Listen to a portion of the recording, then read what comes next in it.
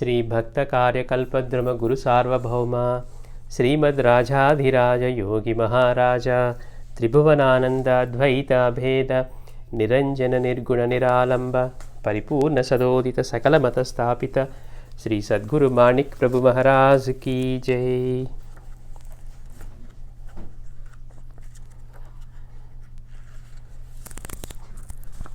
గత వారం శ్రీ మాణిక్య ప్రభు దగ్గర నుంచి అద్భుతమైన లీలలు మనం తెలుసుకుంటూ ఉన్నాం. ఎక్కడో కూర్చున్న స్వామి నావ మునిగిపోతూ ఉంటే ఎక్కడో చేసిన భక్తుల ప్రార్థనని మన్నించి ఆ వర్తకుడి యొక్క నావ కాపాడటము, అలాగే ఎక్కడో ముక్కుపొడుం డబ్బా బావిలో పడివేసుకొని ఆయన తిరుపతి వెళ్తూ ప్రభు యొక్క దర్శనం చేసుకున్నప్పుడు నాకు అది దొరికితే ఆయనకి పంచదార చేయించుకుంటారనుకున్న ఆయనకి ప్రభు మళ్ళీ ఆ ముక్కుపొడుం డబ్బాని కూడా ప్రభు యొక్క ఖాదీ మీద కనపడింది. అంటే ఎక్కడ బావిలో పడేసుకున్నాడు. అట్లాంటి అద్భుతమైన లీలలు చూస్తూ ఉన్నాం. అలాగే అత్యంత ఆశ్చర్యాన్ని కల్పించినటువంటి పాము కరిచిన లీల ఒకటి అద్భుతం అన్నమాట. అంటే ప్రభు ఆజ్ఞకి ఎలాంటి జీవైనా కానీ ఎలా కట్టుబడి ఉంటాయి అంటే మానవులే కాదు, ఇలాంటి వన్యమృగాలు లేకపోతే ఇలాంటి జంతువులు, భయంకరమైన పాములు కూడా ప్రభు యొక్క సహాయంతో కొంచెం ధన సహాయం చేస్తే తన తమ్ముడికి పెళ్లి చేసుకోవాలనుకొని ఒక బ్రాహ్మణుడు తన తమ్ముడిని తీసుకొని వచ్చి ప్రభు దగ్గర అడిగితే ప్రభు కొంతకాలం వేచి ఉండమన్నారు. నేను పిలిపిస్తాను, అప్పుడు దాకా మీరు ఇక్కడ బండారకాలంలో భోజనం చేస్తూ ఉండండి అని. ఎంతోమంది వస్తున్నారు, వాళ్ళ కోరికలు తీర్చుకుంటున్నారు, ప్రభు సహాయం చేస్తూనే ఉన్నారు, వెళ్ళిపోతూ ఉన్నారు. ఈ అన్నకి మాత్రం అనిపించింది, ఈ పెద్ద బ్రాహ్మణుడికి, ఇదేంటి అందరికీ తీరుస్తున్నారు కానీ ప్రభు ఇంకా మనకి మాత్రం ఎందుకో ఇలా నిరీక్షణ తప్పట్లేదు అని అనుకున్నారు. ఒకరోజు ప్రభు ఈ దర్బార్ చేస్తూ ఉంటే వార్త ఉంది అనమాట. ఎవరికైతే పెళ్లి చేయాలనుకుని తన తమ్ముడిని తీసుకొని వచ్చాడో ఆ తమ్ముడికి పాము కరిచి అతను చనిపోయాడని. ఈ విషయం తెలిసిన తర్వాత ప్రభు ఏం చేశారు, అక్కడ వాళ్ళని పిలిపించి సంగమం దగ్గరికి వెళ్ళి ఇతన్ని కరిచిన పాము ఏదైతే ఉందో ప్రభు ఆజ్ఞ అని చెప్పి పిలుచుకురమ్మన్నారు. అందరికి ఆశ్చర్యంగా ఉంది, పాముని ఎట్లా పిలుచుకొస్తారు, మనుషులు అనుకోండి, వెళ్ళి ఇదిగో ప్రభు పిలిచారు రమ్మని. సరే, ఎవరికి అర్థం కాలేదు. ఒకటి మాత్రం ధైర్యం చేసి ఎట్లాగో భయపడుతూ వెళ్ళి ఇంకా సంగమం ఒక మైల్ దూరం అంటే పరిసరాల్లోకి వెళ్ళి, ఓ బ్రాహ్మణుడు గడిచిన పామ, ప్రభు ఆజ్ఞైంది, తక్షణం రావాల్సిందని చెప్పి అన్నాడట. అనగానే అది ఒకసారిగా ఆ పక్కన వాటిలోంచి ఒక పాము బయటకు వచ్చేసరికి ఇతను భయంతో పరిగెడుతూ ఉన్నాడు. అది కూడా ఈయన వెనకే పరిగెట్టుకుంటూ వస్తూ ఉంది. తీరా ఇక్కడికి ఎట్లాగో ప్రభు దగ్గరికి వచ్చేసరికి అప్పుడు దాకా చర్చ చేసిన బ్రాహ్మణంతో ఒకసారిగా భయపడ్డారట. అంటే అంతా బ్రహ్మమే ఉంది, సర్వం కలిదం బ్రహ్మ అని ఇట్లా మాట్లాడుతూ ఉండటం వేరు, నిజంగా ఎదురు పాము వచ్చేసరికి మళ్ళీ ఈ రూపంలో కూడా బ్రహ్మే ఉంది అనుకోవటం వేరు అనమాట. అట్లా వీళ్ళందరూ భయపడుతూ ఉంటే ప్రభు కూడా అదే విషయాన్ని హెచ్చరించారనమాట. ఇప్పుడు దాకా మనందరం ఇదే కదా మాట్లాడుతుంది అని అన్న తర్వాత పాముకు చెప్పారట, ఇక్కడికి ఎంతోమంది భక్తులు ఎంతో దూర ప్రాంతాల నుంచి వస్తూ ఉంటారు, ఇక్కడ నువ్వు వచ్చే వాళ్ళని ఏ ఇబ్బంది పెట్టొద్దు, నువ్వు ఇక్కడి నుంచి నీ మకాం మార్చుకొని ఎటనే వెళ్ళిపో అన్నారట. అది కాముగా తలదించుకొని ఆ పాము వెళ్ళిపోయింది. ఆ తర్వాత ప్రభు ఏం చేశారు, ఇలా మాట్లాడుతూ ఉన్నప్పుడే ఒక ఎండు ఖర్జూరాన్ని ఒకదాన్ని తన నోట్లో పెట్టుకొని కొంతసేపు ఆగిన తీసి ఆ భక్తులకు ఇచ్చి దీన్ని సాది దాని రసాన్ని ఆ చనిపోయిన బ్రాహ్మణుడి నోట్లో అందించమన్నారట. ఆ తర్వాత ప్రభు యొక్క అద్భుతమైన కరుణ వల్ల ఆ బ్రాహ్మణుడు బ్రతికాడు. అప్పుడు అర్థమైంది ఎందుకు ఆ కరుణామయుడు వీళ్ళని ఇంత వేచి ఉండమన్నాడు అనేది. అదే కనుక ఆ రోజే డబ్బిచ్చి పంపించేస్తుంటే వాళ్ళకి మళ్ళీ ప్రాణం ఇలా నిలిచేది కాదనమాట. అంటే ఇంత అద్భుతమైన దయ ఆయన వాళ్ళ మీద చూపించి, ఆయన సర్వజ్ఞుడు కనుక వీళ్ళ జరగబోయే దాన్ని కూడా ఆయనకి ముందే తెలుసు కనుక వాళ్ళని ఆపి అతనికి మళ్ళీ పునర్జన్మనిచ్చి ఆ తర్వాత ధన సహాయం చేసి ప్రసాదం ఇచ్చి పంపించారు. అట్లానే మనం టెహలదాస్ తల్లి గురించి చెప్పుకున్నాం. ఆ పండు ముసలావిడ 125 సంవత్సరాలు, ప్రభు అంటే భక్తి, రాలేదని చెప్పి ప్రభువే వెళ్ళి అప్పుడప్పుడు వెళ్ళి మాట్లాడుతూ కనపడి వచ్చేవారట. అక్కడికి ఆవిడ దగ్గరికి వెళ్ళి దర్శనం ఇచ్చేవారు. ఒకరోజు ప్రభు వాళ్ళ ఇంట్లోకి వెళ్ళగానే ఒక్కసారిగా గుడిసె అంత తగలబడిపోయిందట. ఎంత పెద్దగా మండింది అంటే వీళ్ళకి ఇంకా ఆర్పడానికి కూడా అవకాశం లేదు. కొద్ది నిమిషాల తర్వాత అంతా బూడిదైపోయింది. ప్రభువును ఆ ముసలావిడ కనపడిపోయేసరికి అయ్యో ఇంత అగ్నిలో ఇద్దరు కాలిపోయారేమో అని వాళ్ళందరూ భయపడుతూ ఉంటే కొంచెంసేపటి తర్వాత ప్రభు ఒక పెద్ద మూట మోసుకొని వస్తూ ఉన్నారట. ఆ మూటలో ఎవరున్నారంటే ఆ టెహ్లే తెస్తాడు. ఎంత ఆశ్చర్యమో చూడండి. ఆయన ఆవిడని ఒక మూట కట్టి ఆ మూట మోసుకుంటూ భుజం మీద, ఎంత అదృష్టవంతురాలో ఆవిడ. అట్లా మళ్ళీ అక్కడ తీసుకొచ్చిన తర్వాత వీళ్ళందరూ ఆశ్చర్యపోయారు. ఆ తర్వాత కొద్ది కాలంలోనే ఆవిడ కూడా కాలం చేసి ప్రభువులో ఐక్యమైపోయారు. ఇట్లా ఈ లీల చూసాం. తర్వాత అగ్నినారాయణ లీల ఒకటి తెలుసుకున్నాం మనం. అంటే ప్రభు దగ్గరికి కొంతమంది పండితులు వచ్చి వాళ్ళంతా అయిపోయిన తర్వాత వెళ్తూ ఉంటే వాళ్ళకి దక్షిణలు అవి అందజేసిన తర్వాత వాళ్ళకి ఇవ్వడానికి నెయ్యి ఏమైనా ఉందా అని అడిగారట ప్రభు. అడిగితే అప్పుడు తాత్య ఏమనుకున్నారు, అంతకుముందు యజ్ఞం చేసినప్పుడు మిగిలిన నెయ్యి మళ్ళీ తర్వాత యజ్ఞాలకి ఉపయోగపడుతుందిలే అని చెప్పి ఆ కొట్టు గదిలో, అంటే ఇవి స్టోర్ రూమ్లో పెట్టారు. కానీ మళ్ళీ ఇప్పుడు వీళ్ళకి ఇచ్చేస్తే అది అనవసరంగా ఖర్చు అయిపోతుందేమోనని వెళ్ళి వెతకకుండానే లేదు అన్నారట. ఎప్పుడైతే నృసింహతాత్య లేదు అన్నారో మరుక్షణమే ఆ గది ఒక్కసారిగా నిప్పు అంటుకొని బాగా మండిపోతుందట. ఆ విషయం తెలిసి తాత్య పరిగెత్తబోతూ ఉంటే ప్రభు అడిగారు, అక్కడ ఏం లేవన్నావు కదా, ఎందుకు పరిగెడుతున్నావు అని. కానీ తనకి ఉన్నాయని తెలుసు కాబట్టి పరిగెడుతూ ఉన్నారు. లేవనుకోండి అలానే ఉండేవాడు. అప్పుడు చెప్పారట, మొన్న జరిగిన యజ్ఞంలో అగ్నినారాయణుడు పూర్తిగా సంతృప్తి చెందలేదు కనుక మళ్ళీ ఆ హుమ్నాబాద్ వెళ్ళి మీరు ఇంకా నెయ్యి డబ్బాలు తీసుకొచ్చి అందులో అర్పించవలసిందే అని. ఆ దగ్ధమవుతూ ఉన్నటువంటి ఆ కొట్టు గదిలో ఇంకా వీడు నెయ్యి డబ్బాలు తీసుకొచ్చి మరీ సమర్పించారట. అట్లా అంటే ఆయనకి ఒక విధంగా బోధ చేస్తూ ఉన్నారు. తర్వాత అలాగే అగ్నినారాయణుడు సంతృప్తి చెందాడు అని మనం తెలుసుకున్నాం. ఒక్కొక్కరికి ఒక్కో రకమైన కోరికలు ఉంటాయి. ప్రభు దగ్గరికి వచ్చి ముక్తి పొందాలనుకునే వాళ్ళు ఒకళ్ళు కంసాలి జయప్పని చూసాం, నాకు ఇంకేం అక్కల ముక్తి కోరితే చాలు అని. వెంకమ్మని చూసాం, స్వామి ప్రభు నీ సన్నిధి తప్పితే నాకేం అక్కర్లేదని చెప్పి ఒంటి మీద నగల సహితం మొత్తం ఆవిడ ఇచ్చేసి ఇంకక్కడే అలానే అందరూ ఆశ్చర్యపోతూ ఉన్నా కానీ ఇక ప్రభు సన్నిధిలోనే ఉండి ఎంత గొప్ప స్థితికి వెళ్ళిందో చూసాం. ప్రభు ఏం తింటారా ఇక్కడికి వచ్చి, ప్రభు దగ్గరికి వచ్చి ఈయన బండారుకారంలో భోజనం చేయమంటూ ఉన్నారు. ఓహో ఈయనది ఇంకేదో స్పెషల్గా ఉంటుంది కాబట్టి ప్రభు ఎప్పుడు వచ్చి ఇక్కడ తినట్లేదు, ఆయన మహారాజు లాంటి వాడు కదా, చూస్తానికి మరి ఎంతమందికి ఇన్ని చేస్తూ ఉన్నారు అని చెప్పి ఒక్కొక్కటి ఒక్కొక్క కోరిక కదా. అలాంటి వాళ్ళ దగ్గర ఎలాంటివి ఏం కోరుకోవాలో కూడా తెలియని ఇతను ప్రభు దగ్గరికి వెళ్ళి, ప్రభు నేను మీతో పాటు కలిసి భోజనం అనుకున్నాడట. అంటే ఆయన అన్నారు, దానికంటే నువ్వు బండారుకారంలో భోజనం చేయటం మంచిది. అంటే కాదు నాకు నా కోరికను మన్నించండి అంటే, సరే మీరు వేచి ఉండే నేను పిలిపిస్తా అన్నారట. పాపం బ్రాహ్మడికి ఆకలి అవుతూ ఉంది, ప్రభు ఏమో సమయం గడుస్తుంది, ఆయనకి ఆకలి ఇలాంటివి ఎలా తెలుస్తాయి. ఆయన ఎప్పుడో 2 రోజులకు ఒకసారి తినేవారట. బాబా దగ్గర చూసాం మనం, భిక్ష చేసి తీసుకొచ్చేవారే కానీ దాని మీద ఆధారపడ్డ జీవులకే తప్పించి ఆయన తినేది 3 ముద్దలే అందులో నుంచి. ఇట్లా ప్రభువు కూడా ఎప్పుడో 2 రోజులకు ఒకసారి ఎండిపోయిన రొట్టె ఏదో తినేవారు. అలా పాపం 11 గంటలకి పిలుపు వచ్చిందట, రాత్రి 11 గంటలకి. అప్పుడు సరే ప్రభు దగ్గర మా దర్బార్లా, మహారాజు దర్బార్లా ఉంటుంది, ఏదో పంచపక్ష పర్వాణాలు ఉంటాయని వెళ్తే ఆయన శిష్యులతో తెప్పించినటువంటి భిక్షలోంచి ఆయన ఒక ఎండిపోయిన రొట్టె ముక్క తీసుకొని దానికి ఉల్లి పచ్చడి పట్టుకొని దీనికి కూడా వడ్డించమన్నారట. అవి చూసి ఇతను బెత్తరపోయాడు, నేను ఏదో అనుకొని వెళ్తే ఏదా మరి ఒక ఎండిపోయిన రొట్టెను దానికి తోడు ఉల్లి పచ్చడి పెడుతున్నారని. అప్పుడు చెప్పారట, మేము ఫకీర్లము, మేము సాధువులం కనుక మాకు ఇలాంటి సరిపోతుంది, నేను అందుకే ఇది తగదు కనుక నీకు అందులో తినమన్నామంటే అప్పుడు తన తప్పు తను తెలుసుకొని క్షమాపణ వేడుకున్న తర్వాత ప్రభు అతనికి ప్రసాదం ఇచ్చి పంపించారనమాట. అంటే మహాత్ముల దగ్గరికి వెళ్ళినప్పుడు ఏం కోరాలో తెలియకపోతే ఇలాంటివే జరుగుతూ ఉంటాయి. అట్లానే బిడ్డలు లేని ఒక దంపతులకి మాణిక్య ప్రభు దర్శనం తర్వాత ప్రసాదం వాళ్ళకి బిడ్డ లభించిన తర్వాత వాళ్ళు ఆ పొలంలో పని చేసుకుంటూ బిడ్డని పక్కన పెట్టి పని చేసుకుంటూ ఉంటే వాళ్ళు మళ్ళీ ఇంటికి వెళ్ళడానికి వచ్చేసరికి ఆ బిడ్డ లేడని వెతుకుతూ ఉంటే ఆ బావిలో కనపడ్డాడు. ఎట్లాగో బావిలోంచి బయటికి తీస్తే అతను నన్ను ఎందుకు తీసా, నేను ప్రభుతో ఆడుకుంటూ ఉన్నాను అన్నాడట. వాళ్ళకి ఆశ్చర్యం వేసింది, మాణిక్య ప్రభుతో బావిలో ఆడుకోవడం ఏంటి పిల్లవాడని. వాడు ప్రతి గురువారం అట్లా ఎప్పుడో ప్రభు దర్శనానికి వెళ్తూ ఉండేవారు అనమాట, అంత తరచుగా. అందుకని వెళ్ళినప్పుడు ప్రభు అన్నారంటే బిడ్డవాడిని చూసి నవ్వుతూ, నిన్ను ఎందుకు చెప్పావు వీళ్ళకి, నేను నీతో ఆడుకుంటున్నానని అన్నారట.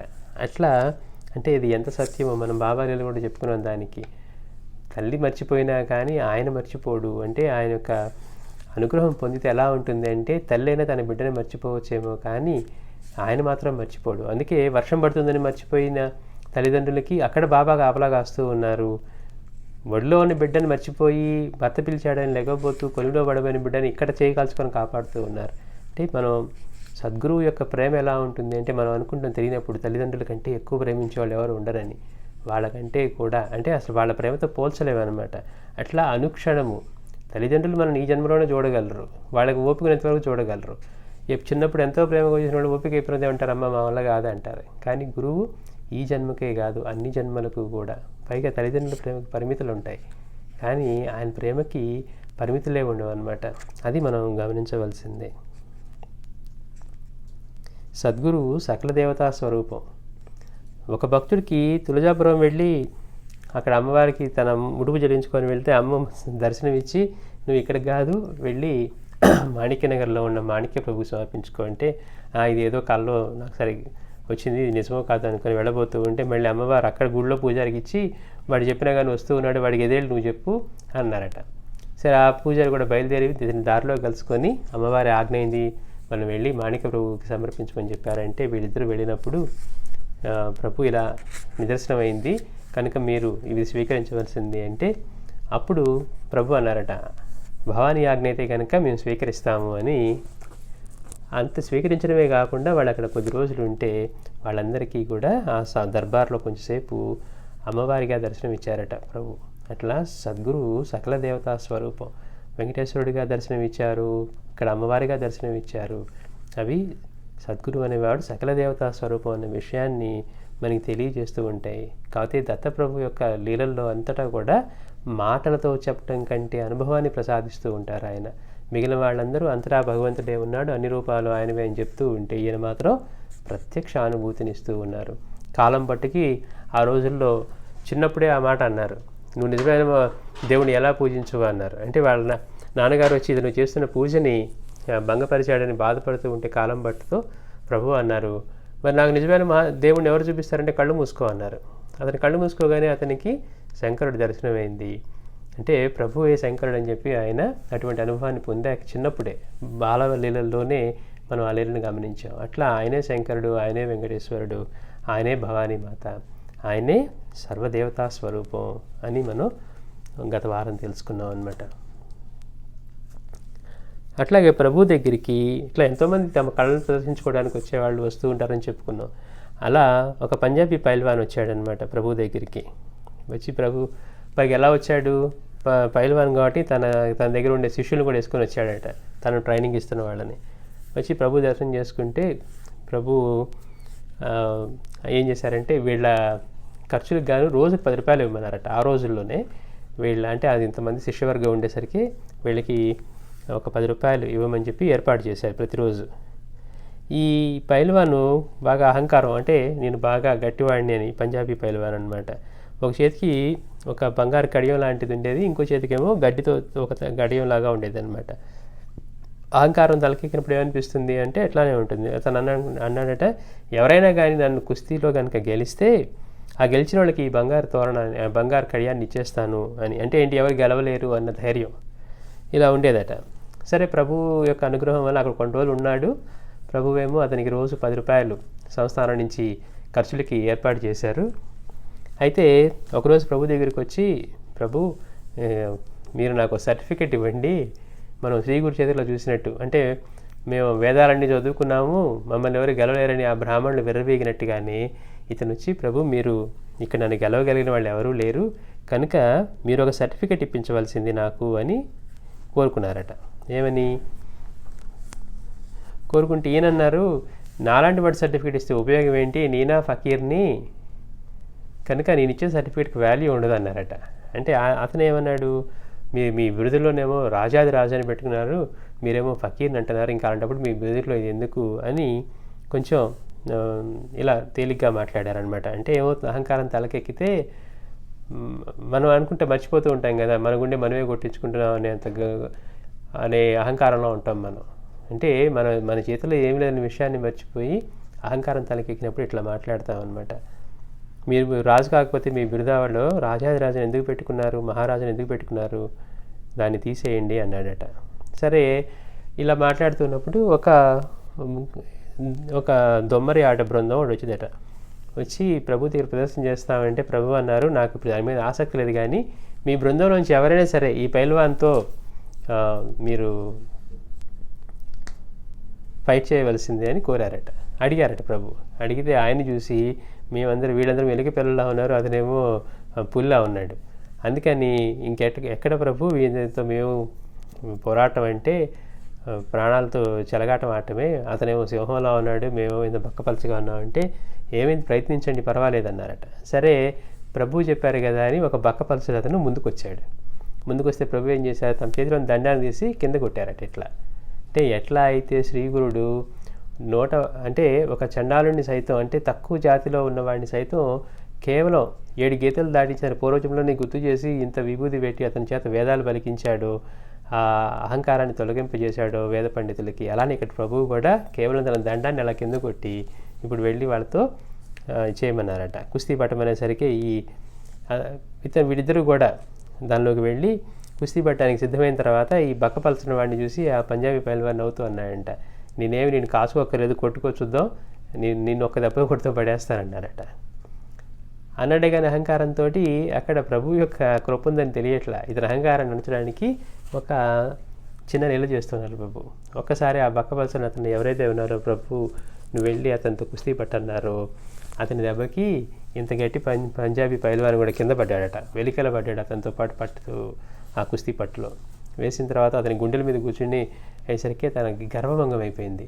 ఇలాంటి పక్కవాడేంటి, నన్ను ఓడించడం ఏంటి, నన్ను కింద పడేసి వెలికల నా గుండెల మీద కూర్చునేంత అంటే ఒక్కసారిగా ఆ గర్వం భంగం అయ్యేసరికి తట్టుకోలేకపోయాడు. అయినప్పటికీ కూడా మనం అనుకున్నట్టుగా కరుణించేవాడు ఎప్పుడు ఇద్దరి పట్ల సమభావం కలిగి ఉంటాడు. అతని అహంకారాన్ని అణచడానికి ప్రభు అరియలు చేశారే కానీ మరుక్షణం వాళ్ళిద్దరిని కూడా అనుగ్రహించి ఇద్దరికీ సమంగా ఆయన కానుకలు ఇచ్చి పంపించారనమాట. అంటే గర్వం అనేది మనకి ఎలా ప్రభు దగ్గరికి గర్వం ఉంటుంది కాబట్టి ఏమన్నాడు, నీవు సర్టిఫికెట్ వెళ్ళినప్పుడు నీకెందుకు నీ బిరుదులో మహారాజు అని పెట్టుకున్నావు, రాజాదిరాజు మహారాజు అని ఎందుకు పెట్టుకున్నావు, అవి తీసే అన్నాడు. చూడండి ఎంతటి అహంకార స్థాయో. ఏది కొద్దిగా బలం తిన్నదాంతో కండ పట్టించుకొని 2 కుస్తీ పట్లు నేర్చుకోగానే సృష్టి మొత్తాన్ని నడిపించేవాడు నిర్వహించేవాడి దగ్గర కూడా ఎలా ప్రవర్తించాలో, అంటే అలాంటి లీలలు చూస్తూ ఉన్నా కానీ మన అహంకారం ఎలా ఉంటుంది అనేది ప్రత్యక్షం అనమాట. అయినప్పటికీ ఆయన మనలాగా స్పందిస్తాడా అంటే ఎలా గుణపాఠం నేర్పాలో అలానే గుణపాఠం. అంటే అత్యంత తక్కువ వాడి చేతోటే వీళ్ళని, అంటే అంత బక్కగా బలహీనంగా కనపడిన వాడి చేత ఇతన్ని కుస్తీలో ఓడించి అతనికి గుణపాఠం నేర్పారనమాట. అయినప్పటికీ కూడా వీళ్ళ అహంకారాన్ని కరెక్ట్ చేయడానికి, వీళ్ళ అనుగ్రహాన్ని పొందడానికి ఉపయోగించుకుంటారు తప్పించి ఆయనకేదో దీనివల్ల ఒరిగేది ఏమి ఉండదన్నమాట. వీడికి అహంకారం పోతే వాడు సరైన దృష్టితో చూసి ఆయన సేవించుకోగలిగి అనుగ్రహాన్ని పొందుతాడు. అట్లాగే ప్రభు వీళ్ళిద్దరికీ కూడా సమానంగా బహుమతులు ఇచ్చి పంపించారు.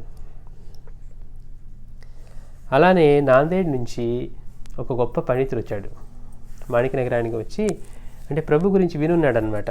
ఆయన గొప్ప పండితుడు, ఆయనకి వివిధ భాషల్లో ఎంతో గొప్ప పాండిత్యం ఉంది, సంస్కృత పార్సీ భాషల్లోనూ. పైగా ఏ విషయం తీసుకున్నా కానీ ఈయనకి తెలియని విషయమే లేదా అన్నట్లుగా ఆయన మాట్లాడతారు. పైగా మనం చెప్పుకున్నాం ప్రభు యొక్క దర్బార్ ఎలా ఉంటుంది అంటే సహస్రావధానం చేస్తున్నాడా అన్నట్లుగానే ఉంటుందట. అంటే ఇటు పక్కన గాయకులు, ఇటు పక్కన నృత్యం చేసేవాళ్ళు, ఇటు పక్కన ఆయనతో చర్చలు చేసేవాళ్ళు, ఇటు పక్కన ప్రశ్నలు, ఇటు పక్కన ఆర్తులు అర్ధార్థులు, ఒకళ్ళు కాదనమాట. ఒకే సమయంలో మల్టీ టాస్కింగ్ చేస్తూ ఉండేవారు. మరి అలా చేయగలిగితేనే కదా సృష్టిని నిర్వహించగలుగుతాడు ఆయన. అలా ఉండేదట ఆయన సభ. సరే ఇక్కడికి వచ్చాడు, ఇతను కూడా ఏమవుతుంది, సరిగ్గా లేకపోతే విద్యతో పాటు ఏమొస్తుందంటే అహంకారం వస్తుంది. నాకు బాగా తెలుసు, దీన్ని పోగొట్టడం ఎంతో కష్టం.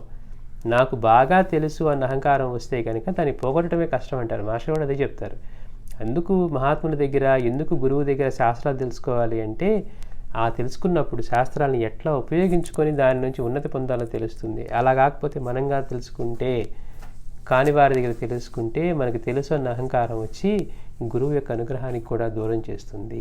అలాంటిది విద్య అనమాట. అంటే గురువు దగ్గర నుంచి ఎందుకు తెలుసుకోవాలి అనేదానికి కారణం అది. ఇతను వచ్చిన వాడు ప్రభు గురించి విని వచ్చాడు. వచ్చి కొన్ని రోజులు మాణికనగర్లో ఉంటూ అక్కడ ఉన్నటువంటి వేద పండితులతోటి వాళ్ళతోటి బాగా శాస్త్ర చర్చలు చేస్తూ ఉండేవాట. పైగా ఇతనికి ఆయుర్వేదము ఇవన్నీ కూడా తెలుసు. ఇతని ఉద్దేశం ఏంటి, ఇక్కడ ఎందుకు వచ్చాడంటే ప్రభు విషయం కనిపెట్టి ప్రభుతో అసలు ఏం చేస్తుంటాడు, ఆయన ఎలా మాట్లాడతాడు, ఆయన సంగతులు కనిపెట్టాలి, ఆయనకి నిజంగా ఇటువంటి జ్ఞానం ఉందా, ఇటువంటి పండితురా కాదా అని పరీక్షించాలని వచ్చాడు అనమాట. వచ్చాడు మాణిక్య నగరానికి అంత దూరం నుంచి వచ్చాడు నాందేడ్ నుంచి, కానీ ప్రభు యొక్క దర్శనం కూడా చేసుకోలేదు, ప్రభు దగ్గర ప్రసాదం కూడా తీసుకోకుండా అక్కడే ఈ చర్చలతోటి ఇలానే ఉన్నాడు అనమాట. పైగా ఇంకెలాంటి అహంకారం అంటే ఇక అక్కడ ఉన్న వాళ్ళతో చర్చలు చేసినది ఇంకా బలపడింది. నాతో సమానమైన విద్వాంసుడు ఇక్కడ మాణిక్య నగర్లో ఎవరూ లేరు, అంతటి ప్రభు అక్కడ ఉన్నాడనే విషయాన్ని కూడా విస్మరించాడు. పైగా ఆయన్ని పరీక్షించాలని కదా వచ్చింది, అందుకని నా అంతటి విద్వాంసుడు ఈ మాణిక్య నగర్లోనే లేడు అని చెప్పి అహంకరించి, ఇక ఎప్పటి నుంచి అయితే అలా వచ్చిందో ఇక నోరు లూజ్ అయిపోయింది అనమాట. తేలిగ్గా మాట్లాడటం, ప్రభువు కూడా ఇంత విషయం లేదు, ప్రభువుకి అవి తెలియదు. మనం అక్కడ కూడా స్వామి చేతిలో చూసాం, ఈయన బ్రహ్మతదాకార వృత్తి అంటే చెప్పలేనోడు ఈయనే మహాత్ముడు, ఈయనే యోగి అన్నాడు. మళ్ళీ ఇంకొక శిష్యుడు ఇంకొకటి ఏమన్నాడు అహంకారంతో, బంగారం చేయగలిగితే ఈయన యోగి, అతనికి స్వర్ణయోగం వచ్చా అన్నాడు. అంటే ఒక చిన్న సిద్ధి లభిస్తేనో 4 విషయాలు వేదాంత గ్రంథం నుంచి అర్థమైతేమో వచ్చే అహంకారం, సద్గురువుని కూడా వీళ్ళు గుర్తించక అజ్ఞానంతో వాళ్ళని అహంకారంతో మాట్లాడేంత అజ్ఞానం ఉంటుందన్నమాట. కానీ మనం స్వామి చేతుల్లో చూసాం, వాళ్ళకి ఎలాంటి బుద్ధి చెప్పారు. ఒరే బంగారం చేయడం కాదురా, అది ఒకటి చూడు అని చెప్పి ఏకంగా వృక్షాన్నే బంగారు వృక్షంగా చూపించారనమాట. అంతేకాకుండా అతని సిద్ధి కూడా పనిచేయటం మానేసింది. ఈ సిద్ధులన్నీ కూడా ఆ సిద్ధిని ప్రసాదించేవాడికి కట్టుబడి ఉంటాయి, ప్రసాదించేవాడే ఆయన. అట్లాగే ఇక్కడ కూడా అహంకారం బాగా తలకెక్కి ఈ మాణిక్య నగర్లో నా అంత విద్వాంసుడే లేడు, ప్రభువుకు కూడా ఏమీ తెలియదు, ప్రభువు పండితుడే కాదు, ప్రభువుకు కూడా అంత జ్ఞానం లేదు అని చెప్పి ఇక పలచగా, అంటే మన అహంకారం వచ్చినప్పుడు నోరు లూజ్ అయిపోతుంది కదా, మన విచక్షణ కోల్పోతాం. అందుకే మనం గుర్తుపెట్టుకోవాల్సింది, అహంకారం వచ్చిందా మనం ఏం మాట్లాడుతున్నామో కూడా మన విచక్షణ తర్వాత అనుకుంటాం, అయ్యో అనవసరంగా అలా మాట్లాడామే అని. అందుకని అహంకారంతో కాకుండా ఆలోచన ఉండాలి. ఇతనికి ఇటువంటి అహంకారం బలపడేసరికి ఈ చర్చలతోటి ఇది సరే ఇంకా ప్రభు దర్శనం అయితే చేసుకోవాలి. ఇలా ఒకరోజు మాట్లాడుతూ ఉంటే ఒక పిల్లవాడు, ఒక మంగళ పిల్లవాడు అనమాట, అట్లా ఈ క్షౌరం అంటే ఆ రోజుల్లో మరి ఇట్లా తిరుగుతూ వెళ్ళామంటే ఎవరు పిలిస్తే వాళ్ళ దగ్గరికి వెళ్ళి చేసేవారు కాబోలు. అలా వెళ్తూ ఉంటే ఇతను చూసి ఆ చర్చ జరుగుతూ ఉన్నప్పుడే పిలిచి అడిగాడట ఆ పిల్లవాడిని, ఆ మంగళ పిల్లవాడిని అడిగి, ఏమని నువ్వు నాకు క్షౌరం చేస్తావా అన్నట. తప్పకుండా చేస్తాను, అందుకోసమే కదా వచ్చింది అని ఆ పిల్లవాడంటే, సరే అతను లోపలికి వెళ్ళి ఒక గిన్నెలో చల్లటి నీళ్ళు తీసుకొచ్చాడట. తీసుకొచ్చి తన గడ్డాన్ని అంటే తడపమని అలానేసరికి ఆ పిల్లవాడు అన్నాడు, ఇది చలికాలం, ఇంత చల్ల నీళ్ళతో చేస్తే మీకు ఇబ్బందిగా ఉంటుంది, మీ దగ్గర వేడి నీళ్ళు తీసుకురండి అన్నారట. ఆయన ఏమన్నాడు ఆ పండితుడు, ఇప్పుడు నా దగ్గర నిప్పు లేదు నేను ఇవి వేడి చేయడానికి, అందుకని పర్వాలేదు దీంతో చేయనారట. అదేంటి, అప్పుడు ఆ పిల్లవాడు ఆశ్చర్యకరంగా ఏమన్నాడంటే, అదేంటి మీకు జఠరాగ్ని ఉంది కదా, మీరు నీళ్లు వేడి చేయలేరా అన్నారట. ఇతనేమో బయట మామూలుగా కనపడే నిప్పు గురించి అన్నాడు, నా దగ్గర ఇప్పుడు నిప్పు లేదు, అంటే ఇంకా ఇప్పుడు వెలిగించినవి ఏమీ లేవు కనుక అవి వేణీళ్ళు ఇప్పుడు దొరకటం కష్టం, దీంతోనే ఎట్లాగో చేసేయన్నారట. ఆయన అన్నారు, మీ ఆ పిల్లవాడు అంటూ ఉన్నాడు, ఆ మంగళ పిల్లవాడు, మీకు జఠరాగ్ని ఉంది కదా, మీరు నీళ్ళు వేడి చేయలేరా అన్నారట. ఒక్కసారిగా మరి మనదంతా ఏంటి బుక్ నాలెడ్జి కదా, ఒక్కసారిగా అహంకారం ఇంకా ఒక్కసారిగా పడక విప్పింది అనమాట. ఈ పిల్లవాడి మీద పడ్డాడు. బుద్ధుడు మాట్లాడుతున్నావా లేదా, నన్నే ఇలా ఎదిరిస్తూ మాట్లాడతావా, జఠరాగ్ని మీద నీళ్ళు ఎలా కాస్తారు అని అతని కోపం. అంటే అతను చేయలేని పని కదా, ఏదో శాస్త్రాలు చదువుకొని ముక్కును పెట్టుకొని 4 వాదించమంటే వాదించగలడు, కానీ లోపల చెప్పిన జఠరాగ్ని చూస్తే కదా దాని యొక్క శక్తి తెలుస్తాయి కదా. అందుకని అంటే ఏంటనమాట దాని అర్థం, యోగంలో అతను ఏమి సాధించలేదు, విషయాల్ని గుర్తుపెట్టుకున్నాడు, విషయాల్ని కష్టపడి చదువుకున్నాడు కాదనట్లా, కానీ అనుభవంలో ఏమీ లేవన్నమాట. చెప్పుకునే చైతన్య శక్తి కానీ కుండలిని కానీ ఇలాంటి జఠరాగ్ని కానీ ఏమీ తెలియదు. మాటలో చెప్పమంటే శ్లోకాలు చదువుతారు, అర్థం చెప్పమంటే దానికి తెలిసిన పదాలు చెప్తారు. నానచంద్రకర్ అన్ని చదువుకున్న తర్వాత కూడా శ్లోకానికి పరిప్రశ్న అంటే ఏంటి దగ్గర చెక్కితే తప్పనడుగు లేచాడు. నేను చదువుకునే దాన్ని ఎక్కడ ఎలా లేదు అన్నాడు, ఎవరు చెప్పలేదు అన్నాడు. అంటే ఎవరన్నా చెప్పిన వాటిని గుర్తుపెట్టుకుంటేనే తప్పించి అనుభవం లేదు. కానీ సాయి దగ్గరికి వచ్చరికి ఏమంటున్నారు, ఒరే జ్ఞానం ఇచ్చేది కాదు, మాటలో చెప్పేది కాదు, అనుభవించేది, కాబట్టి అజ్ఞానం అని చదువుకోరా అంటున్నారు. అంటే ఎలా ఉంటుంది నిజమైన జ్ఞానానికి అని గుర్తుపెట్టుకున్న వాటికి అనే దానికి. ఈ శాస్త్రి గారికి ఒక్కసారిగా కోపం వచ్చేసింది, వీడు మంగళ పని చేసుకునే పిల్లవాడు నా దగ్గరికి వచ్చి జఠరాగ్ని లేదా అని అడుగుతాడా, జఠరాగ్నితో నీళ్ళు కాసలేవా అని అడుగుతాడా అని ఒకసారిగా కోప్పడి, అయితే నువ్వు కాస్తావా నీళ్ళు అని చెప్పి అహంకారంతో అంటే అన్నాడట ఆ పిల్లవాడు అమాయకంగా. సరే ఆ గిన్నె తీసుకొచ్చి అయితే వెంటనే నేల మీద పండుకొని అతన్ని నాభి మీద ఆ గిన్నె ఉంచాడట. గిన్నె ఉంచితే కొద్ది నిమిషాల్లోనే ఆ నీరు వేడెక్కిపోయిందట. ఒక్కసారిగా ఈ ఈ శాస్త్రి గారికి. నాకంటే విద్వాంసుడు మాణిక్యనగర్లోనే లేడు అనుకున్న విద్వాంసుడికి ఒక్కసారిగా ఏమైంది, తల కొట్టేసినట్టయింది. అసలు జఠరాగ్ని లోపల ఉంటుందని తెలుసు కానీ, ఏదో తిన్నవాటిని పచనం చేస్తుందని తెలుసు కానీ, మన మన ఉనికి కారణం అదేని తెలుసు కానీ, దానితోటి ఇలా నీళ్లు కాచుకోవటం ఏంటి అంటే, శరీరం మీద ఇలా వెలికలా పండుకొని నాభి మీద గిన్నె పెట్టుకుంటే ఏదో స్టవ్ మీద పెట్టినట్టుగా నీళ్లు వేడెక్కేసరికి ఒక్కసారిగా అప్పుడు దాకా పైకెక్కిన అహంకారం ఒక్కసారిగా కింద పడిపోయిందనమాట. అంటే బుసలు కొడుతూ పైకి లేచిన అహంకారం కాస్త, అంటే అమ్మో నన్ను మించట ఇక్కడ పండితుడు అనుకున్నాను, ఈ పిల్లవాడు తన జఠరాగ్నితో నీళ్లుగా చూపించాడు, ఈ పిల్లవాడి పరిస్థితి ఇలా ఉంటే ఈ మాణిక్యనగర్లో ఉన్నటువంటి ఆ యోగి ఇంకాలాంటి వాడు అని చెప్పి ఒక్కసారిగా ముందు కళ్ళు తెరుచుకున్నాయి అనమాట. అంటే మాణిక్య ప్రభు ఇక్కడ ఉన్నటువంటి ఒక మంగళవాడికే ఈ పిల్లవాడే తన అంటే ఇలాంటి యోగ స్థితిలో ఉంటే ఇక మాణిక్య ప్రభు ఏ స్థితిలో ఉంటారు అనే విషయాన్ని గమనించి ఒక్కసారిగా అహంకారం అడిగి పిల్లవాడిని వేడుకున్నాడట. బాబాబు నాకు మాణిక్య ప్రభు దర్శనం చేయించు అన్నట. అంటే ఇన్నోళ్ళకి దర్శనం కాలేదు. అంటే ఆయన అన్నారు, ఆ పిల్లవాడు అన్నాడు, అంతటి సమర్థుడిని నేను కాదు, ఇక్కడ వేరే అక్కడ స్వామికి సేవ చేసిన గొప్ప గొప్ప శిష్యులు ఉన్నారు, బాపాచార్య మొదలైన వాళ్ళు, మీరు వాళ్ళని కలిసి అడిగితే వాళ్ళు దర్శనం చేస్తారు, నేను సామాన్యుడిని అని చెప్పి అతను కామ్గా వెళ్ళిపోయాడు అనమాట. ఆయన వచ్చింది అహంకారాన్ని అంచడానికి. అంటే చూడండి, ఇందాకేమో విద్య లేని వాడితోటి, అంటే బలహీనంగా ఉన్నట్టుగా కనపడిన వాడితోటి పంజాబీ పైల్వాన్ని గర్వాన్ని నడిచేటని చెప్పుకున్నాము. అలాగే ఇక్కడ మంగళవాడిలాగా అనిపించిన వాడి చేత నన్ను మించిన పండితుడు ఇక్కడ లేడనుకున్నందుకు ఒక్కటే అనలా, ఆయనకేమి రాదు అన్నాడు. ఆయన కనీసం దర్శనం కూడా చేసుకోలేదు, ఆయన ఏమి ఇవ్వగలడో తెలియదు. అయినప్పటికీ కూడా అహంకారం అనే పొర అట్లా కప్పితే ఇలానే మాటలు వస్తాయి అన్నమాట. ఒక్కసారిగా అతన్ని అహంకారం అడిగి ఆయన దర్శనం చేయించమని ఎట్లాగో అక్కడ ఉన్న బాపనాచార్యుల్ని వాళ్ళని కలిసి దర్శనం కావాలంటే అక్కడికి వెళ్ళారట. వెళ్ళి ప్రభు దర్శనం చేసుకొని తను చేసిన తప్పులన్నీ క్షమించమని, తన అజ్ఞానంతో మాట్లాడిన వాళ్ళని క్షమించమని కోరితే ఆయన ఎప్పుడూ కరుణామయుడే. ఆయన ఏదో అన్నాడని ఆయన కోప్పడే స్థితిలో ఆయన ఎప్పుడూ ఉన్నాడు. ఇటువంటి వాటికి చలించిన వాడు. అందుకే మనం బాబా దగ్గరికి వచ్చిన మాస్టర్ అంటారు, ఆయన గౌరవించేవారు, తృణీకరించేవారు అని భేదమే ఎరిగిన గంభీరుడు అంటారు. అంటే వాడు నన్ను పొగుడుతున్నాడా, నన్ను తిడుతున్నాడా అన్న భేదం కూడా తిరిగిన గంభీరుడు అట సాయి. అట్లాగా మనలాగా వాడు ఒక మాట అన్నగానే మనం రియాక్ట్ అవ్వడానికి. అందుకని వీడి అజ్ఞానాన్ని వీటిని కరెక్ట్ చేయడమే కానీ వాళ్ళ ఉద్దేశం ఇందాక మనం అనుకున్నట్టు వీళ్ళని సద్గురువు యొక్క అనుగ్రహం పొందడానికి ఏ అడ్డంకులుగా మనలో ఉన్నాయో వాటిని ఎందుకు తొలగిస్తారు, అవి తొలగితేనే అజ్ఞానం మనకి ఆయన నుంచి ఆ అనుగ్రహం పొందగలుగుతాం అన్నమాట. అందుకోసం ఈ నాందేడ్ నుంచి వచ్చిన శాస్త్రి గారికి కూడా తగిన విధంగా గుణపాఠం వచ్చింది. ఆ పిల్లవాడు యోగాగ్నితోటి, అంటే జఠరాగ్నితోటి నీళ్లు కాచేసరికి అప్పుడు దాకా ఉన్న అహంకారం అణిగి, ఇక్కడ ఈ పిల్లలకే ఇంత యోగశక్తి ఉంటే ఇక మాణిక్య ప్రభువుకి ఎంత యోగశక్తి ఉంటుంది, ఆయన ఎంతటి సర్వసమర్థుడు అని అప్పుడు కాస్త బుద్ధి మళ్ళీ అతనికి వికసించి ప్రభు దగ్గరకు వెళ్ళి క్షమాపణ చేసుకొని ప్రభు దర్శనం తీసుకొని, అప్పుడు ఈయనకి మాత్రం ప్రభు చూడండి ఇన్ని మాటలు, ఈయన పండితుడు కాదు, అది కాదు, ఇది కాదు అన్నా కానీ ప్రభు అలాంటివి ఎలాంటివి పట్టించుకోరు కనుక ఆయన మళ్ళీ ఈయనకి శాలువలు జోడును అట్లాగే కొంత డబ్బును ఇచ్చి బహుమతిగా ఇచ్చి పంపించారంట. నిజంగా సత్కరించేవాడు ఆయనే కనుక. అంటే మనం ఇదే బాబాజీలో కూడా చూస్తాం, కేవలం బాబాని పరీక్షించాలని వచ్చారు ఆ వేద పండితులు, ఆయన దక్షిణలు ఇస్తారని. నమస్కరించడానికి కూడా మనసు ఒప్పల, ఈయన ముస్లింలా ఉన్నాడు, మనం 8 మరి వేదం చదివకుండా వెళ్ళిపోవచ్చు కదా, కానీ చదివితే కానీ ఆ దక్షిణలు పొందలేమనుకున్నారు. ఎంత చమత్కారంగా వాళ్ళ అహంకారాన్ని అణిచారో బాబా మనం చూసాం. ఇంత చేసి మళ్ళీ వాళ్ళకి కావాల్సింది నిజంగా అనుగ్రహించేవాడు ఆయనే కనుక అట్లాగే వాళ్ళకి మళ్ళీ దక్షిణలు శాలువలు అవన్నీ ఇచ్చి పంపించారు బాబా. అలానే మాణిక్య ప్రభువు కూడా ఇక్కడ అలానే చేశారనమాట. అట్లానే ఒక గోపనపల్లి అనే గ్రామంలో ఒక సిక్కు మతస్థుడు ఉండేవాడు.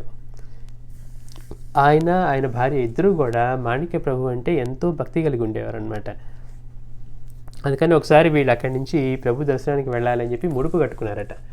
ఆ ముడుపులో ఒక 15 రూపాయలు ముడుపు కట్టుకొని ప్రభు దగ్గరికి వెళ్ళాలని చెప్పి వాళ్ళు సన్నాహాలు చేసుకొని వాళ్ళు చిన్నగా ఒక రోజు బయలుదేరి మాణిక్యనగరం దగ్గరికి వస్తూ ఉంటే దారిలో సంగం దగ్గర ఆగి ఈ నదిలో స్నానం చేసి విశ్రాంతి తీసుకున్న తర్వాత భర్త చెప్పాడట, నేను హుమ్నాబాద్ అంటే పక్కన కదా, హుమ్నాబాద్ పక్కనే మనకి మాణిక్యనగరం, నేను హుమ్నాబాద్కి వెళ్ళి ప్రభువుకి సమర్పించడానికి నివేదన కోసం ఏదన్నా పాలకోవా తీసుకొని వస్తాను, నువ్వు ఇక్కడే ఉండు అని చెప్పి వెళ్ళినప్పుడు ఇంతలోనే నేను ప్రభు దగ్గర నుంచి ప్రభువు నన్ను పంపించారు. ఆయన అట్లా వెళ్ళగానే ఒక అతను వచ్చి ఈవిడతో మాట్లాడుతూ ఉన్నారు, ప్రభువు నన్ను పంపించారు, మీరు ఆ గుడ్డలో కట్టిన 15 రూపాయలు తీసుకొని రమ్మన్నారు అని. ఈవిడి పాపం ఇవ్వాలా వద్దా అంటే అడగకుండానే డబ్బులు, గుడ్డలో కట్టిన డబ్బులు అని అంటున్నాడు, బాగానే ఉంది, 15 రూపాయలు అని చెప్పాడు, బాగానే ఉంది కదా అనుకొని, అయినప్పటికీ కూడా ఇట్లా భర్త తిరిగి వస్తారు, వచ్చేదాకా ఆగమన్నారట. అంటే లేదు మేము రావడానికి ఆయన వచ్చేదాకా మేము వేచి ఉండలేము, అది ఇస్తే మేము వెళ్ళిపోతామన్నారట. అంటే సరే ఆవిడేం చేసింది, ఇది ఎట్లాగో ప్రభువుకే కదా అని చెప్పి ఆ 15 రూపాయలు వచ్చిన అతనికి ఇచ్చిందట. ఇవ్వగానే అతను వెళ్ళిపోయాడు. కొంచెంసేపటికి ఆమె భర్త వచ్చి, అంటే ఆయన నివేదనకి, ప్రభువుకి ఏమైనా నివేదనకి సమర్పించాలని చెప్పి ఆ పాలకోవా తీసుకురావడానికి వెళ్ళాడనమాట హుమ్నాబాద్. అతను వచ్చిన తర్వాత వీళ్ళిద్దరూ మళ్ళీ అక్కడి నుంచి ప్రభు దర్శనానికి వెళ్ళగానే తన భార్యతో అంటున్నాడు, ప్రభు పాదాల దగ్గర మనం తెచ్చిన ముడుపు పెట్టి ఆ డబ్బులు ప్రభువుకి సమర్పించమని. అప్పుడు వెంటనే ప్రభు అన్నారట, మాకు ఆల్రెడీ అవి ముట్టాయి, అదిగో అని ఒక అతన్ని చూపించి ఆ యాత్రికుడికి అతనికి అవసరం అని చెప్పి ఇప్పించాను, అవి మాకు ముందే ముట్టాయనట. ఇతనికి ఏం అర్థం కాల, ఈ 15 రూపాయలు ఇప్పుడే కదా హుమ్నాబాద్ దగ్గర వచ్చింది, ఇక్కడి నుంచి ఇక్కడికి వచ్చే లోపల ఇప్పుడు జరిగిందని. అప్పుడు మీరు పాలకోవడానికి వెళ్ళినప్పుడు ఇలా వచ్చి అడిగారు, ప్రభు తీసుకురమ్మన్నారని, అందుకని అతనికి ఇచ్చాను అని చెప్తే అప్పుడు అతను సంతోషపడ్డాడు. అంటే అనుమతి తీసుకోకపోయినా తన పాపం ఇవ్వాలనుకుంది, ఆయన వచ్చిన తర్వాత ఇవ్వాలనుకున్నప్పటికీ కూడా అతను లేదు, ఆగే సమయం లేదన్నందుకు అని ఇచ్చినందుకు భర్త కూడా ఎంతో సంతోషించాడంట. అంటే ప్రభువు అడిగిన తక్షణమే ఆయనకి చెందాల్సింది ఆయనకి ఇచ్చేసినందుకు సంతోషించారని చెప్పి వాళ్ళు ప్రభు దర్శనం చేసుకొని ప్రసాదం తీసుకున్నారు. అట్లా అనేక మంది భక్తులు ఎక్కడెక్కడి నుంచో వస్తూ ఉండేవారు. చూడండి, మనం ఒక్కొక్కరి దగ్గర ఒక్కో రకమైనటువంటి పరిపాకాన్ని చూస్తూ ఉన్నాం. ఒక్కొక్కరిలో వాళ్ళు పాండిత్యం ఉన్న వాళ్ళేమో అహంకారం చూస్తూ ఉన్నాం, సామాన్యుల్లోనేమో భక్తి ఎంతగా ఉంటుందో చూస్తూ ఉన్నాం. దీన్ని బట్టి మనకు అనిపిస్తూ ఉంటుందన్నమాట, బాబా దగ్గర ఉన్న భక్తుల్లో కూడా మీకు ఇంత చక్కగా పాటలు పాడుతున్నారు, మీరు కూడా రాయొచ్చు కదా అంటే, మనం రాసామన్న అహంకారమే తప్పించి మనకి కొత్తగా ఒరిగేది ఏమీ లేదు. తుకారాము లేకపోతే అంతకుముందు రాసిన మహాత్ముల పాటలు ఉన్నాయి, అవి పాడుకోవటంలో మనకి సంతోషం అన్నారట. అంటే అహంకారం అనేది మనకి ఎట్లా తెలియకుండా మనకి అడ్డంకులుగా మారతాయి అనేది ఏంటి. ఇప్పుడు వచ్చిన పండితులందరిలో కూడా నిజంగా అటువంటి భావం, మహాత్ముల దగ్గరికి వచ్చి చూస్తే మనం బాబా దగ్గర చూసినా, అక్కలకోట స్వామి దగ్గర చూసినా, శ్రీగురుడి దగ్గరికి వచ్చిన వాళ్ళ ఆ బ్రాహ్మణులు చూసినా కానీ వాళ్ళంతా ఇవంతా అహంకారాన్నే ఉన్నాయి. కానీ అంతకంటే అత్యంత అల్పంగా ఒక పర్వతేశుడో, ఒక తంతకుడో, లేకపోతే ఇక్కడికి వచ్చిన వీళ్ళని చూస్తేనో ఎంత సామాన్యంగా వాళ్ళు గురువు చెప్పిన మాట చేసి తీరాలన్న అంతటి గురుభక్తి ఎలా ఉంది, వీళ్ళ విద్య ఉంది, మేము అవి చదువుకున్నాం అన్న వాళ్ళ అహంకారం ఎలా ఉంది అంటే ఇవన్నీ మనకి కళ్ళు తెరిపిస్తాయి అనమాట. నిజంగా గురువు యొక్క అనుగ్రహం పొందాలంటే మనం ఎలా ఉండాలి అనే విషయాన్ని. అలానే ఒక భేద బ్రాహ్మణుడు కాశీ వెళ్ళాలనుకొని ప్రభు దగ్గరికి వచ్చాడట. ప్రభు, నేను పేదవాడిని, కాశీ వెళ్ళాలనుకుంటున్నాను, నాకు దారి ఖర్చులు కూడా లేవు, కొంచెం ధన సహాయం చేస్తే నేను వెళ్ళి కాశీ దర్శనం చేసుకొని వస్తానన్నారట. ప్రభు సరే వచ్చినప్పుడు ఏం చేశారట, ఒక శిష్యుడిని పిలిచి ఆ స్టోర్ రూమ్లో ఏమైనా ఉన్నాయో చూడు అన్నారట. అంటే వీళ్ళన్నీ అక్కడ అన్నీ నిల్వ చేసేవాళ్ళు స్టోర్ రూమ్లాగా, ఈ యజ్ఞానికి సంబంధించినవి లేకపోతే ఈ వంటకి సంబంధించినవి ఇవన్నీ. అతను వెళ్ళి చూసి, ప్రభు ఆ స్టోర్ రూమ్ అంతా కూడా ఖాళీగా ఉంది, అక్కడ ఏం లేదు అన్నారట. అంటే ప్రభు ఏం చేశారు, మళ్ళీ ఇంకొక శిష్యుడిని పిలిచి, నువ్వు వెళ్ళి చూసిరాపు, ఇంక నీకేమైనా కనపడతాయేమో అన్నారట. వెళ్ళి చూస్తే ఒక గుప్పెడు మినపప్పు కనపడ్డాయట, మినువులు కనపడ్డాయి. అవి తీసుకొని వస్తే, ప్రభు నాకు ఇవి కనపడ్డాయి అన్నారట. సరే, ఆయన ప్రభు ఏం చేశారు, దాన్ని ఒక పొట్లం కట్టించి ఒక చిన్న డబ్బా తెప్పించి ఆ పొట్లం దాంతోపాటు పూలు, ప్రభు ఇచ్చే ఆ ఖర్జూర పండ్లు, పూలు ఆయన ప్రసాదంగా ఇచ్చేవారు కదా, అలానే కొన్ని ఖర్జూర పండ్లు కొన్ని ఇవి ఆ పొట్లాన్ని ఆ డబ్బాలో వేసి మూతపెట్టి, ఈ డబ్బాని పూజించుకుంటూ ఉండు నువ్వు వెళ్ళినంతకాలం అని చెప్పారట. చెప్తే ఈయన పాపం ఒకసారిగా నిరాశ కలిగింది. మాణిక్య ప్రభు అంటే మరి ఆయన ఒక్కొక్క ఫంక్షన్, ఒక యజ్ఞం చేస్తేనో, తల్లి చేయాలనుకున్నప్పుడు ఇంకోటో దర్బార్ అప్పుడు చూస్తే ఆ రోజుల్లో రోజుకి 25,000 ఇట్లాంటి డబ్బులు ఇలా ఇచ్చేసేవారట. తీయటం అలా ఆయన కాలుకి నుంచి తీసి ఇలా ఇస్తూ ఉండేవారట. అలా ధనం ఆశించి వచ్చిన వాడికి ఈయనేంటో డబ్బా ఇచ్చాడు. ఆ డబ్బాలో ఒక చిన్న మినపప్పు పొట్లం ఉంది, కొంచెం పూలు ఖర్జూర పండ్లు వేసి ఇచ్చారు, దీంతో ఏం చేస్తావు అనుకున్నాడట. అని ఇక పాప నిరాశతో వెళ్తూ ఉన్నాడు. వెళ్తూ ఉంటే ప్రభు దగ్గర నుంచి వెళ్ళిన మొదటి స్థానంలోనే, అంటే ఊరు రాగానే జనాలు ఎదురు రావటం, అతనికి ఆతిథ్యం ఇవ్వటం, అతనికి కావాల్సినవన్నీ చూడటం, ఇట్లా ఎక్కడికి వెళ్ళినా కానీ మనం ఇలాంటిది మనం శ్యామకి జరిగేది.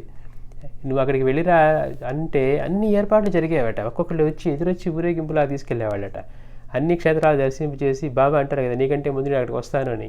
అట్లాగే ఇక్కడ కూడా ఇతను ప్రభు యొక్క ప్రసాదం లభించింది, ఆ డబ్బా పెట్టుకున్నాడు, వెళ్తూ ఉన్నాడు. కానీ నిరాశే ఉంది. ప్రభు మీద డబ్బులు ఇస్తే ఉపయోగించుకుందాం అనుకున్నాడు, కానీ అంతకంటే గొప్ప విషయం ఇచ్చారనేది తనకి తెలియదు అనమాట.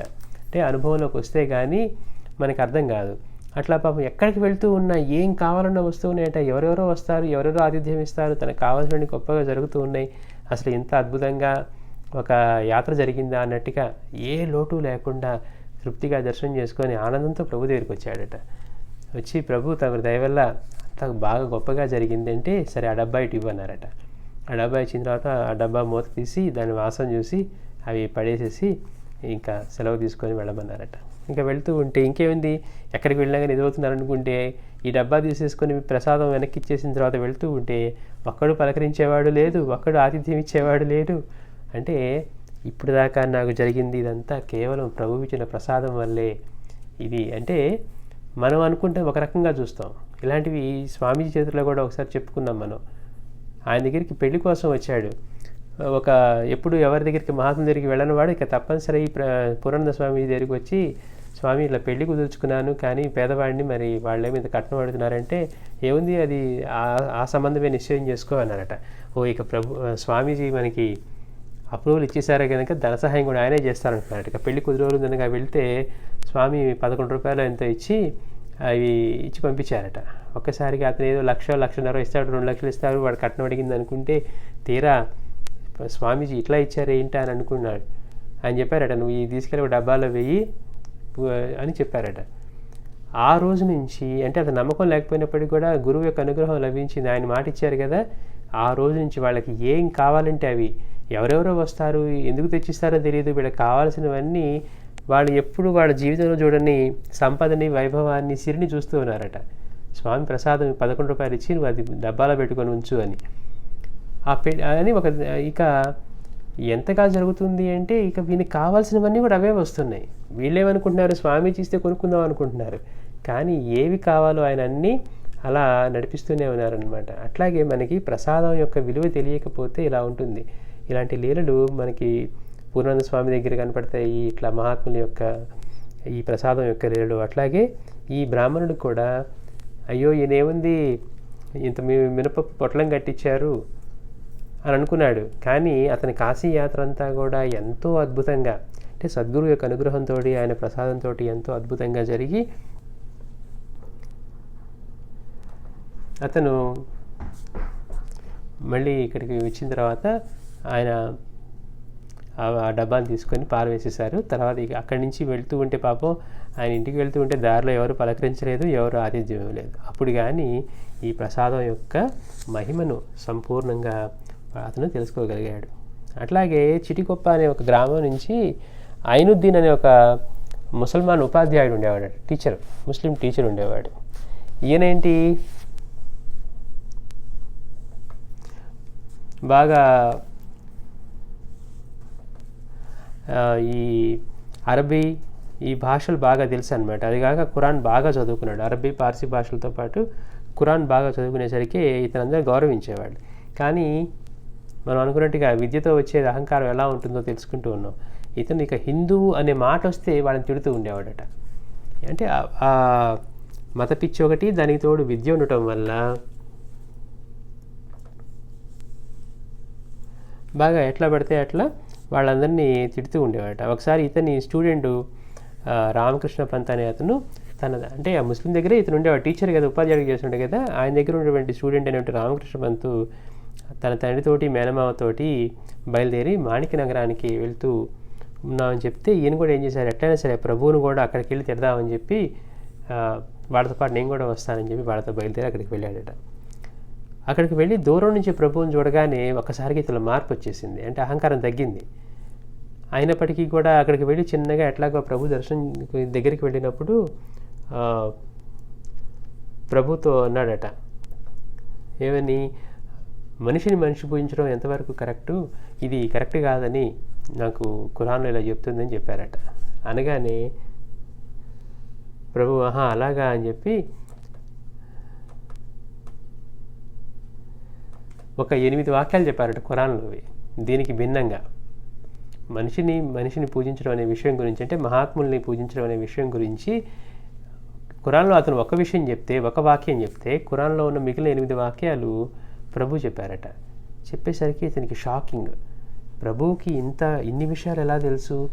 ఒక్కసారిగా ఈయన సామాన్యుడు కాదు, నేను అనుకున్నట్టు ఇలా ఇంత తేలికైన వాడు కాదు అని చెప్పి ఒక్కసారిగా ఆయన పట్ల, అంటే అప్పటిదాకా ఇదిగా ఉంది కదా, నాకేదో బాగా తెలుసు, మా మతంలో ఇది ఉన్నాయి, మా ఖురాన్లో ఇవి ఉన్నాయి అనుకున్నవాడు, ఇలా పూజించడం తగదని చెప్పిన వాడు ఒక్కసారిగా ప్రభు దానికి భిన్నంగా ఖురాన్లో నుంచే 8 వాక్యాలు చెప్పేసరికి వివిధ భాగాల్లోవి ఇతని అహంకారం ఒక్కసారిగా అణిగి మానవుడు పూజించడం తగదు అనేవాడు కాస్త ఏ స్థితికి వచ్చాడంటే, ఇక్కడ భూలోకంలో నిజమైన దేవుడు మాణిక్య ప్రభువే, సృష్టి అంతట్లోనూ నిజమైన దేవుడు ఒక్కడే ఉన్నాడు, ఆ దేవుడు మాణిక్య ప్రభువే, తక్కిన దేవుడు అందరూ దొంగలు అని అంటూ ఉండేవాడట.